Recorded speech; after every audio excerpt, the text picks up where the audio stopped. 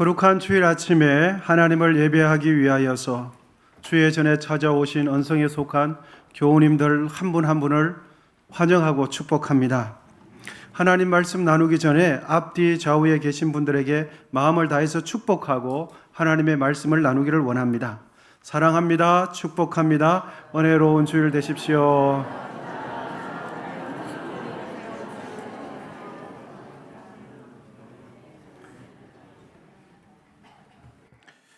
오늘은 교회의 역으로는 왕이신 그리스도 주일이 됩니다. 그리고 다음 주일부터 4주 동안은 성탄절을 기다리는 대림절이 4주가 진행되어집니다. 그래서 이 시간은 교회력에 따라서 왕이신 예수님에 대한, 왕 대신 예수님에 대한 주제로 말씀을 나누기를 원합니다. 아마 우리 교우님들께서 기억하실 텐데요. 작년 5월 6일 영국 런던의 웨스트민스터 사원에서 찰스 3세의 퇴관식이 있었습니다. 이는 1066년 이후에 웨스트민스터에서 열린 40번째 열리는 퇴관식이었습니다. 생중계를 통해서 방송 매체를 통해서 실시간으로 보신 분들도 많이 계시리라 생각이 되어집니다. 그 대관식을 위해서 지출된 비용이 약 800억이었습니다. 그 대관식만을 위해서 800억 원 정도가 소요된 것입니다. 여러분, 800원이 아닙니다. 800억입니다. 여러분, 이 시대에 왕정 제도를 유지하고 지속한다는 것에 대해서 어떻게 생각하십니까? 영국은 왕정 제도를 유지하기 위해서 약 1600원이 아니고 1600억을 정도를 늘 집행을 합니다. 그리고 그 모든 비용은 국민의 세금으로 충당을 하게 되어지지요. 한 여론조사에 따르면 영국 내에서도 국민의 55% 정도만 이 왕정 제도를 형식상이지만 유지하는 것을 찬성하고 나머지 절반 정도의 사람들은 이 유지하는 것 자체를 반대한다는 여론조사가 나왔습니다. 개인의 인권과 사생활을 매우 중요시 여기는 이 시대에 특정인 한 사람을 왕으로 추대하고 그를 위해서 막대한 예산, 그 사람을 위한 품위 유지를 위해서 국민들의 세금을 막대하게 걷어들여서 왕정 제도를 유지한다는 거, 우리 교우님들은 어떻게 생각하십니까? 아마 이해하지 못하시고 반감을 느끼시는 분들이 매우 많으리라 생각이 되어집니다. 예수님의 생애를 기록한 사복음서에는 예수님의 다양한 면모를 잘 보여주고 있죠. 마태복음은 구약 때부터 예언된 메시아 예수님의 모습을 잘 보여주는 복음서가 마태복음입니다. 마가복음은 섬기기 위해서 이 땅에 오신 종의 모습을 보여주는 복음이 마가복음이 됩니다. 그리고 누가복음은 가난하고 소외된 이를 품고 위로해 주시는 인자의 모습이 누가복음에 기록되어 있습니다. 오늘 본문을 포함한 요한복음은 하나님의 아들 되신 예수 그리스도, 왕 되신 예수님의 모습을 잘 증거해 주는 복음이 요한복음이 됩니다. 그런데 여러분, 나에게 있어서 예수님은 어떤 분이십니까? 여러분에게 있어서 예수님은 어떤 분이십니까? 예수님에 대한 여러 모습 중에서 우리가 쉽게 관과하는 것 중에 하나는 왕이신 예수님의 모습을 많이 관과를 합니다. 예수님은 누구시냐? 날 위하여 십자가에 죽으신 분 정도로 생각하지 왕 되신 예수님을 많이 잊어버립니다. 예수님은 우리의 구원자요 왕이신 줄 믿습니다. 예수님은 만물을 통치하시고 만물을 주관하실 뿐만 아니라 우리의 각자의 삶을 다스리시는 왕이심을 믿게 되시기를 축복합니다. 예수님을 왕으로 모시는 인생이 참으로 복된 인생입니다. 왜냐하면 예수님은 우리에게 생명을 주시고 예수님만이 우리에게 영생을 주시기 때문입니다. 그래서 예수님을 왕으로 모시는 자가, 그러한 삶을, 그러한 인생을 사는 자가 복된 인생이 되는 것입니다. 오늘 본문은 요한복음에 기록된 예수님의 순환 중심 부분에 해당이 됩니다. 그리고 오늘 본문이 전가하는 이 핵심 메시지는 왕 되시는 예수님의 모습을 오늘 본문이 잘 그려내 주고 있습니다. 예수님은 왕으로서 당당하게 체포당하시고 왕으로서 당당하게 신문을 받으셨고 왕으로서 로마의 총독 빌라도 앞에서도 자신이 왕 되심을 분명하게 밝히셨습니다. 당시 종교 지도자들과 권력자들이 예수님을 빌라도 총독에게 고소 고발할 때의 죄명은 유대인이나 유대인의 왕이라는 죄명을 씌웠습니다. 그렇게 잡혀온 예수님에게 총독 빌라도가 재판을 하기 전에 질문을 먼저 합니다. 첫 번째 질문은 이것입니다. 내가 유대인의 왕이냐? 이렇게 질문합니다. 본문 33절인데요. 우리 같이 한번 읽으시면 좋겠습니다. 시작. 이에 빌라도가 다시 관정에 들어가 예수를 불러 이르되 내가 유대인의 왕이냐? 이렇게 질문을 합니다.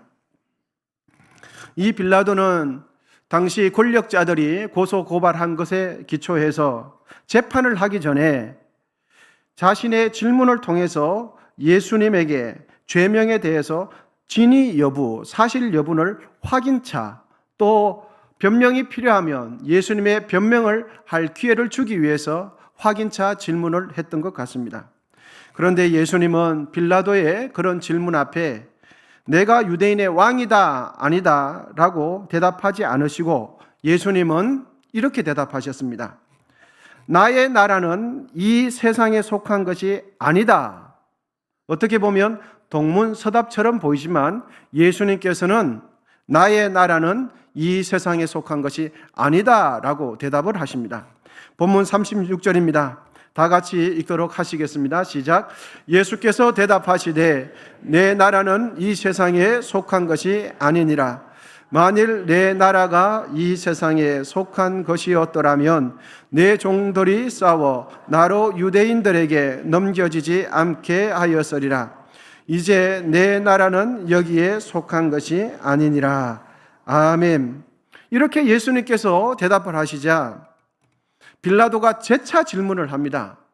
그러면 질문을 바꾸어서 그러면 내가 왕이냐? 이렇게 질문을 합니다. 그때서야 예수님은 대답할 가치를 느끼시고 예수님 자신이 왕이라는 것을 빌라도 앞에 명확하게 응대를 해 주십니다. 37절 중반절입니다. 예수께서 대답하시되 내 말과 같이 내가 왕이니라. 이렇게 대답을 해 주셨습니다. 여러분, 예수님과 빌라도의 대화 속에서 계속해서 반복되는 단어가 나라라는 단어 그리고 왕이라는 단어가 사용되고 있지만 동일한 단어를 사용하고 있지만 의미는 사뭇 다릅니다. 빌라도가 인정하는 나라는 어떤 나라입니까? 로마 제국뿐이었습니다. 왜냐하면 빌라도는 로마 제국에 소속된 군인이었기 때문입니다. 또한 예수님을 빌라도에게 넘겨준 당시 유대인, 이스라엘 백성들이 인정하는 나라는 어떤 나라입니까? 자신의 나라입니다. 이스라엘 민족이었습니다. 하지만 우리 예수님께서 염두에 두신 나라는 당시 세계를 주름잡던 로마 제국도 아니었고 당시 유대인들이 그토록 염원했던 이스라엘 민족의 독립도 아니었습니다. 우리 예수님께서 염두에 두신 나라는 하나님께서 통치하시는 하나님의 나라를 염두에 두셨습니다. 이제 다시 본문 36절을 읽어보시는데 빨간색으로 색인되어 있는 것을 염두에 두시고 다시 한번 천천히 읽어보도록 하시겠습니다. 시작. 예수께서 대답하시되 내 나라는 이 세상에 속한 것이 아니니라. 만일 내 나라가 이 세상에 속한 것이었더라면 내 종들이 싸워 나로 유대인들에게 넘겨지지 않게 하였으리라. 이제 내 나라는 여기에 속한 것이 아니니라. 아멘. 여러분, 예수님께서 말씀하신 나라, 예수님이 왕으로 계시는 나라는 하나님의 나라입니다. 로마의 압제를 받던 당시 이스라엘 민족 유대인들의 가장 큰 소망은 이스라엘 민족의 독립을 쟁취해주고 자신들에게 참된 평화, 샬롬을 가져다 줄 구원자, 유대인들의 왕을 고대하고 있었습니다. 그래서 그 유대인의 왕은 다윗 왕조로부터 이어져 왔던 하나님께서 약속하신 메시아를 기다리고 있었습니다. 그것이 유대인의 왕이 됩니다. 그런데 여러분, 곰곰이 생각해 보면 이스라엘 민족의 지도자들이 빌라도에게 예수님을 넘겨줄 때, 고소 고발할 때 씌워진 제명이 무엇이었습니까? 그 제명은 자신들이 그토록 학수고대하던 유대인의 왕이라는 제명을 씌워서 예수님을 빌라도 법정에 넘겨주었습니다. 여러분, 너무나 아이러니하지 않습니까? 자신들이 그토록 유대인의 왕을 기다렸는데 유대인의 왕 예수 그리스도께서 오시니까 유대인의 왕이라는 제명을 씌워서 법정에 보낸 것입니다. 여러분, 당시 종교 지도자들이 진실로 예수님을 유대인의 왕으로 인정했다면 빌라도의 법정에 넘길 것이 아니라 예수님을 적극적으로 옹호하고 보호하며 예수님을 추종해야 맞지 않겠습니까? 그러므로 당시 유대인들이 예수님을 향해 유대인의 왕으로 부른 것은 예수님을 로마 제국의 반역자로 만들기 위해서, 그리하여 십자가에 죽도록 하기 위해서 정치적인 모함을 한 것이 죄명이 유대인의 왕을 이라는 이름으로 씌웠다는 것은 우리는 알게 되어집니다. 여러분, 일반적으로 국가와 나라는 영토, 땅을 전제로 하지요. 그런데 예수님의 나라는 이 땅에 정해진 영토가 따로 없습니다. 예수님께서 다스리시는 나라는 세상 나라들처럼 지구 한 부분에 경계선을 만들고 존재하는 그런 나라가 아닙니다. 예수님의 나라는 예수님을 믿고 예수님의 통치를 받는 이들이 가는 곳곳마다 그곳에서 예수님을 왕으로 선포할 때 예수님의 나라가 세워집니다. 그리고 예수님을 믿는 사람들이 하나님의 말씀대로 살아갈 때 그곳에 하나님 나라가 세워지는 것입니다. 우리는 보통 하나님의 나라, 예수님의 나라 하면 영토를 이야기하지만 그렇지 않습니다. 하나님의 나라는 하나님의 다스리심을 받는 그 사람을 통하여 하나님의 나라가 이 땅에 세워지고 그 사람을 통하여 하나님의 나라가 이 땅에 확장되는 것입니다. 예수님은 빌라도에게 분명하게 말씀하십니다. 본문 36절 상반절입니다.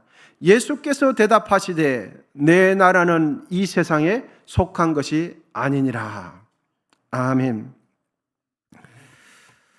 여러분, 예수님께서 다스리시고 통치하시는 나라는 로마의 제국도 아니었고 이스라엘 민족도 아닌 하나님의 나라입니다.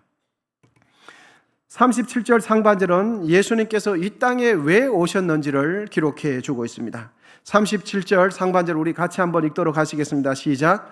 내가 이를 위하여 태어났으며 이를 위하여 세상에 왔나니. 아멘. 예수님은 이 땅에 하나님 나라를 세우시기 위하여 오셨고 하나님 나라를 세우시기 위하여 십자가 위에 죽으셨습니다. 예수님께서 이 땅에 태어나시고 십자가 위에서 죽으신 목적은 하나님 나라를 세우기 위해서입니다. 그러므로 예수님을 나의 인생의 왕으로 모시는 사람은 누구든지 하나님 나라의 백성이 됩니다.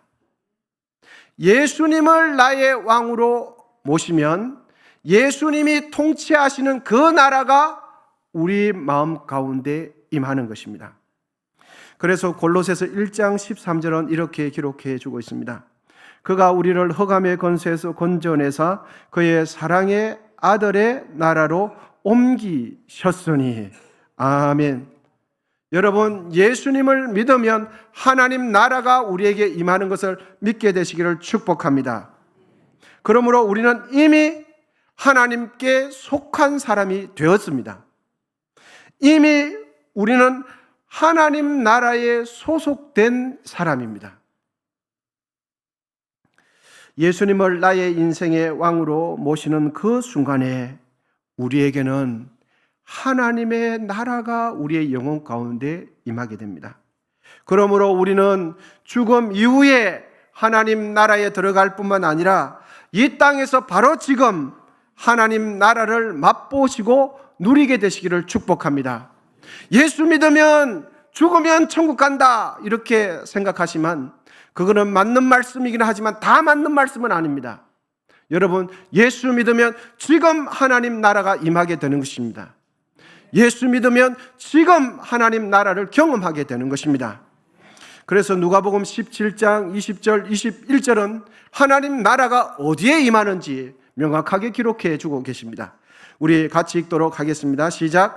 하나님 나라는 눈에 보이는 형태로 오는 것이 아니요 또 여기 있다 저기 있다고도 못하리니 하나님의 나라는 너희 안에 있느니라. 아멘. 하나님 나라는 예수님을 가슴속에 모시는 그 사람의 영혼 속에 하나님 나라는 임합니다. 언제 임합니까? 지금 임하는 줄 믿으시기를 바랍니다. 예수님을 왕으로 모시고 섬기는 우리 언성교회 공동체 가운데에 하나님 나라가 임한 것을 믿으시기를 축원합니다. 이 교회를 통하여 하나님 나라를 경험하시고 맛보게 되시기를 기원드립니다.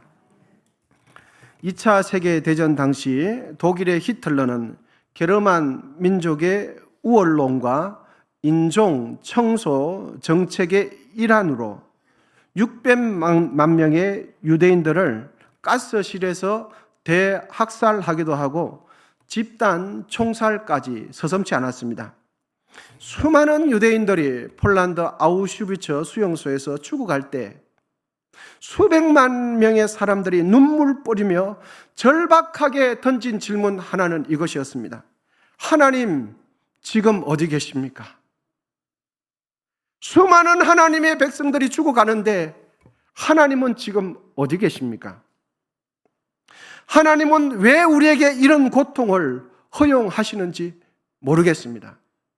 이것이 그 수용소에서 죽어가는 사람들 모두에게 있었던 절박한 질문 하나였습니다. 연합군이 아우슈비츠 수용소를 탈환 후 내부를 조사하다가 한쪽 벽에 쓰여져 있는 글귀를 보고 깜짝 놀라게 되어집니다. 그 글귀는 찬송가 가사였는데요. 이렇게 적혀 있었습니다. 그 크신 하나님의 사랑 말로 다 형용 못하네. 여러분, 지옥보다 더 지옥 같은 죽음의 수용소에서 하나님의 사랑 말로 다 형용 못한다니 이것이 웬 말입니까? 지옥 속에서도 하나님의 사랑 말로 못한다. 그러나 또 다른 곳에 이런 글자가 선명하게 쓰여져 있었습니다. 그것은 바로 하나님은 지금 여기에 계십니다.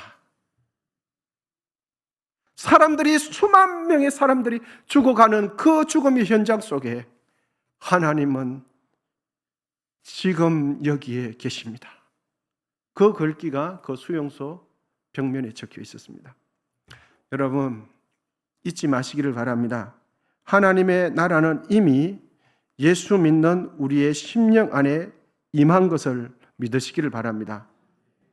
주님은 지금 우리와 함께 하시고 하나님 나라가 우리의 삶 속에 임한 것을 확신하게 되시기를 축원드립니다. 예수님은 이스라엘 민족 유대인만의 왕이 되기 위해서 이 땅에 오신 것이 아니라 우리 모두의 왕이 되기 위하여 이 땅에 오셨습니다. 예수님을 나의 왕으로 모시고 예수님을 나의 구주로 믿는 이들에게는 이미 우리는 하나님의 백성이 되었고 이미 우리는 영원한 생명을 얻은 것을 믿게 되시기를 기원드립니다. 여러분, 예수 믿으면 죄 용서함 받고 예수님을 나의 왕으로 모셔드리면 지금 우리는 하나님의 자녀가 되고 하나님의 백성이 되었습니다. 할렐루야. 그러므로 우리는 이 세상 속에서 살아갈 때에 하나님을 믿지 않는 사람들처럼 살지 마시고 예수님을 나의 왕으로 모심으로 인해서 하나님 나라를 지금 맛보시고 지금 누리게 되시기를 기원드립니다. 그리고 그 믿음을 가지고 세상 속에서 당당하게 예수님처럼 살아가게 되시기를 축복합니다. 기도하겠습니다. 하나님 아버지, 감사합니다. 우리 모두가 더욱 예수님을 왕으로 잘 모시고 살아갈 수 있도록 인도해 주시옵소서. 그리하여 우리가 주의 백성이요 하나님께 속한 사람이라는 것을 믿지 않는 이들이 알게 하여 주시옵소서. 예수님처럼 무슨 일을 만나든지 당당하게 살아가게 하시고 지금 이곳에 우리에게 임한 하나님 나라를 맛보며 누리며 살게 해 주시옵소서. 예수님의 이름으로 기도하옵나이다.